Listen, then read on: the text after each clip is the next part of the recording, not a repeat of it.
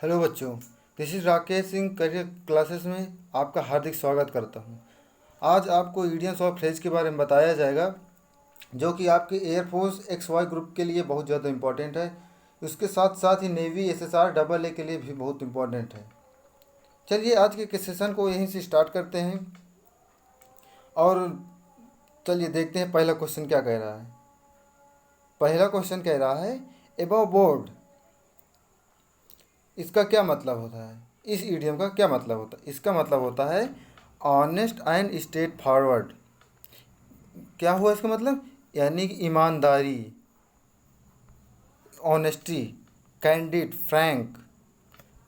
तो above board means क्या होता है? Honest and straight forward. एक तो एग्जाम्पल सेंटेंस यूज करिए। क्या लिखा हुआ है? Gandhi ji was above board, यानी गांधी जी ईमानदार थे, स्ट्रेट फॉरवर्ड थे। एक्चुअली बोर्ड के यहाँ स्पेलिंग गलत लिखी हुई है, इसको इग्नोर करिएगा। BOARD होना चाहिए, टाइपिंग में कुछ गलती हो गई है। And hence had nothing to be hide, वो कभी कोई चीज़ नहीं छुपाते थे। कहने का मतलब ये है गांधी जी बहुत ईमानदार थे और वो कभी कोई चीज़ छुपाते नहीं थे। ठीक, चलिए आगे बढ़ते हैं। आगे क्या कह रहा है? एडम्स एल, इसका मतलब क्या होता है?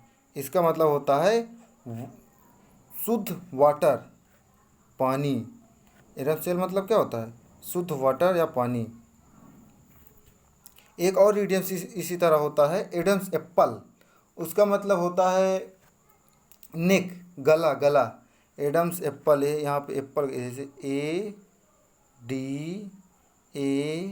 ADAM, एपोस्ट्रॉफी में S लगाइए, एप्पल लिख दीजिए। इसका मतलब था गला। ठीक, तो एडम्स एल मीन्स क्या होता है? प्योर वाटर, एकदम शुद्ध पानी। आइए एग्जाम्पल सेंटेंस यूज करिए। क्या कह रहा है? In the remotest part of Rajasthan, Rajasthan के दूर दराज क्षेत्रों में people walks miles for Adams L, यानी कि पीपल जाते हैं बहुत सैकड़ों यानी किलोमीटर दूरी तय करते हैं यानी पानी के लिए, एडम्स एल के लिए। ठीक, आप लोग ने थोड़ा कोई भी अगर मीनिंग याद किया करिए, उसको एग्जाम्पल सेंटेंस एक यूज कर लिया करिए, तो फिर आपके दिमाग में वो वाक्य दिमाग में बना रहता है कि इसको कहाँ हमने यूज किया था, और वो आपको सटीक याद भी हो जाता है। ठीक, चलिए आगे आते हैं।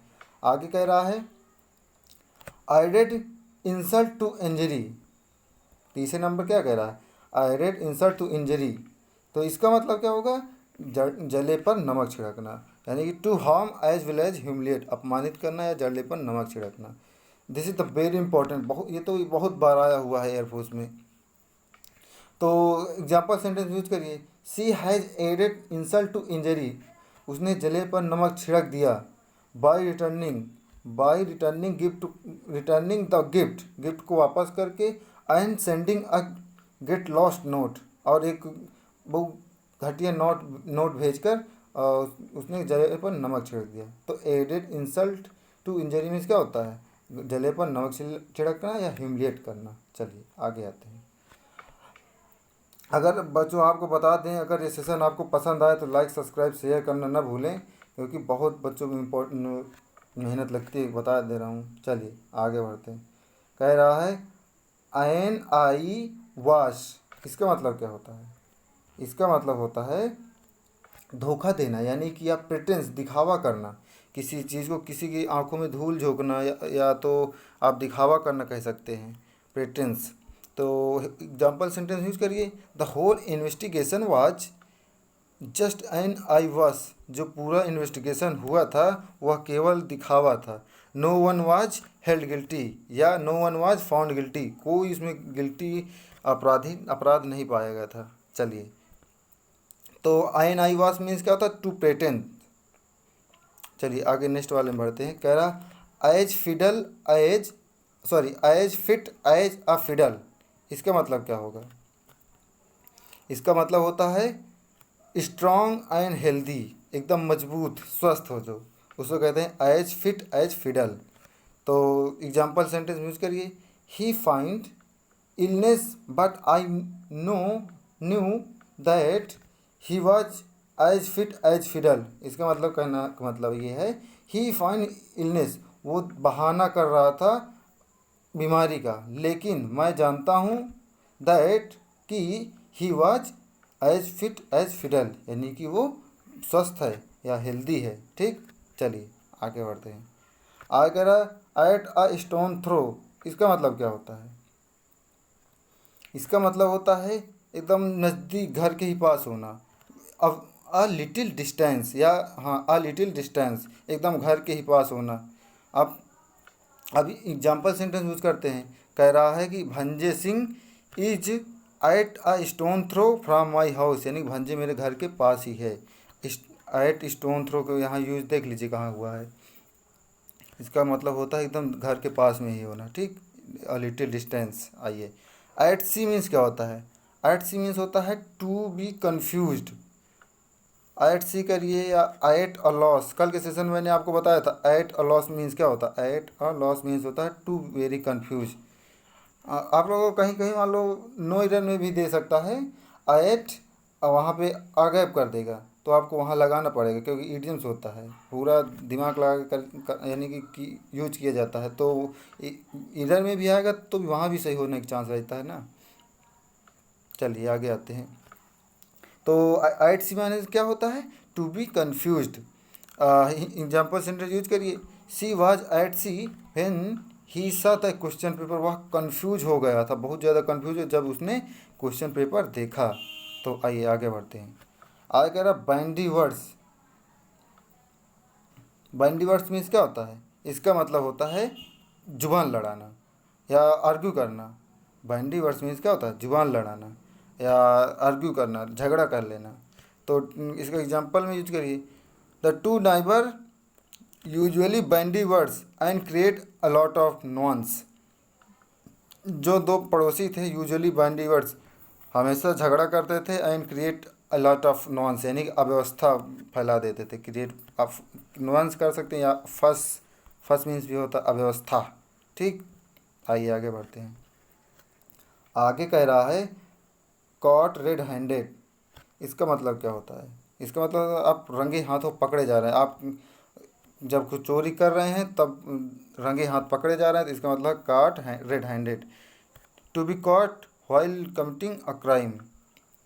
ठीक, चलिए एग्जाम्पल में यूज करिए। माई ब्रदर फेल्ट असेम, मेरा मेरा भाई जो था वो शर्मिंदगी महसूस किया व्हेन, जब he was cot red handed, जब वो पकड़ा गया रीडिंग माई पर्सनल डायरी, मेरी पर्सनल डायरी पढ़ते हुए। चलिए आगे बढ़ते हैं। आगे क्या कह रहा है? आगे कह रहा है बियर द पॉम। इसका मतलब क्या होता है? बियर द पॉम मीन्स होता है जीत, विक्ट्री। आप कहीं भी किसी मान लो फंक्शन में कोई डांस कंपटीशन है, वहाँ पे विक्ट्री हो रही है, तो वहाँ आप यूज कर सकते हैं बियर द पॉम। तो उदाहरण के लिए क्या क्या दिया गया? एग्जाम्पल सेंटेंस दिया गया है आवर स्कूल, बियर का सेकेंड फॉर्म है। Our schools bore the palm, हमारा स्कूल जीता था in a dance competition held at district level, जो डिस्ट्रिक्ट लेवल का कंपटीशन हुआ था, हमारे स्कूल ने वहाँ पे ट्रॉफी जीती थी, कंपटीशन हमारा स्कूल ही जीता था। तो बियर द पॉम मीन्स होता है टू विक्ट्री। आगे आइए, बराबर में क्या कह रहा है? बराबर में कह रहा है बेड ऑफ रोजेस। इसका मतलब क्या होता है? बेड ऑफ रोजेस मीन्स होता है an easy and comfortable situation, एकदम आराम की ज़िंदगी। बेड रोजेस यानी आप फूलों का बिस्तर तो जानते हैं, एकदम कोमल, यानी कि आरामों की ज़िंदगी, बस काम खत्म। तो एग्जाम्पल क्या कह रहा है? The life of Prince was, यानी कि राजकुमारों का जो जीवन था पहले, वाज अ बेड रोजेस, बहुत यानी अच्छा, इजी एंड कंफर्टेबल था। ठीक, चलिए आइए। आगे कह रहा है बी इन वंस बोनेट। इसका मतलब क्या होता है?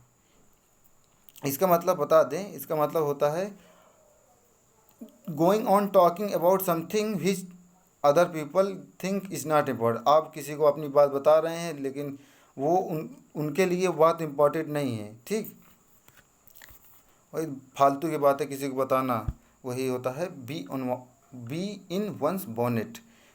तो एग्जाम्पल सेंटेंस यूज करिए। She has a bee in her bonnet about recycling of waste material. जब वो रिसाइकलिंग ऑफ वेस्ट मटेरियल के बारे में पढ़ा बता रही थी, तो तो उसको जो सुन रहा था उसको यही लग रहा था कि ये नॉनसेंस बात कर रहे हैं, that is not important for this guys. ठीक, आइए आगे कह रहा है butterfly in the stomach, this is the last idioms this session and very very important for you guys. ठीक, तो कह रहा बटरफ्लाई इन द स्टमक, इसका मतलब क्या होता है, फीलिंग द नर्वस। क्या होता है, feeling the nervous. Butterfly in the stomach में इसका होता है फीलिंग द नर्वस। इसको एग्जाम्पल सेंटेंस यूज करिए, व्हेन एवर, जब कहीं भी, I have speak in public, जब मैं पब्लिक यानी पब्लिकली स्पीक करता हूँ, I get butterfly in the stomach, मैं नर्वस हो जाता हूँ। लगभग सभी लोग स्टूडेंट लोगों को तो एयरफोर्स और नेवी वालों को नहीं करना चाहिए, क्योंकि उन्हें जीडी देना रहता है। जीडी में आप लोग बताइएगा, जीडी की क्लास एक ऐसी करेंगे जिससे कि थोड़ा सा मैं हिंट दे दूंगा, क्योंकि जीडी में बहुत मज़ा आता है देने में। कई बार स्टूडेंट हेजिटेशन में हट जाते हैं, लेकिन वहाँ पे डरने की कोई बात ही नहीं है कि आप लोग डर जाएं। वहाँ जाइए, खुले दिल से बोलिए, एन ओपन हार्ट, जो होगा देखा जाएगा। आप लोग डर बहुत जल्दी जाते हैं। चलिए, बताना फिर कैसे सेंसन लगा, और लाइक कमेंट शेयर करना ना भूलिएगा। ठीक, चलिए, टेक केयर, बाय।